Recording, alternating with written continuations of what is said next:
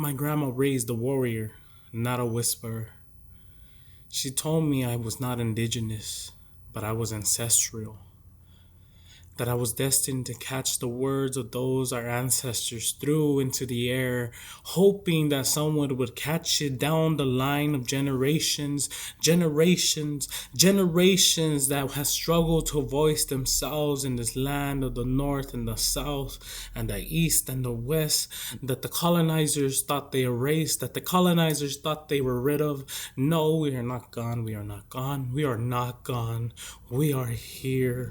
Grandma said, I am a warrior, not a whisperer. She said that my destiny was to revoice these words lost in time, struggling to find a home, because we know that a flower song was all it took for them to relax. Because to others, words are not magical. Words are not magical.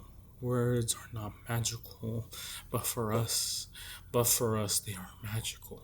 They are life, they are blessings, they are prayers, and prayers of us trying to get it together.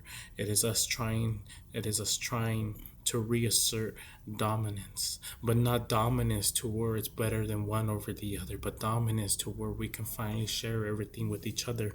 Because my grandmother said that I was a warrior, not a whisperer, and that I should use the voice that builds within me, because chances are those are not mine, those are my ancestors. I am ancestral. I am the portal that keeps between time across this world, from contemporary to past. As the partero honks their horn, it echoes as an instinct, because of genetics. It is passed on to know that it is time for raspado. No, this code is a gateway to now for everyone, and for each other's souls to reach out and to understand that this time, when I speak the words, it is because I was given the role of a speaker, a role of a storyteller, destined to keep the flame lit, although I am lost because my history is gone. Burned books of no one knows, because no one really knows what happened to them.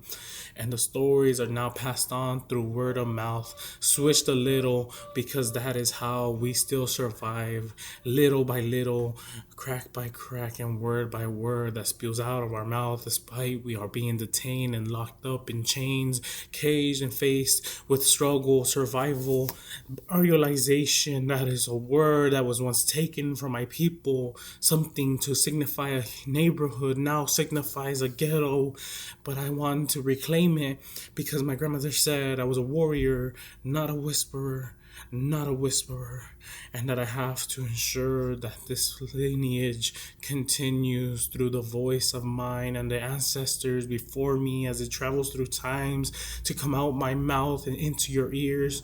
That is why I speak. That is why I am Chicano. That is why I try.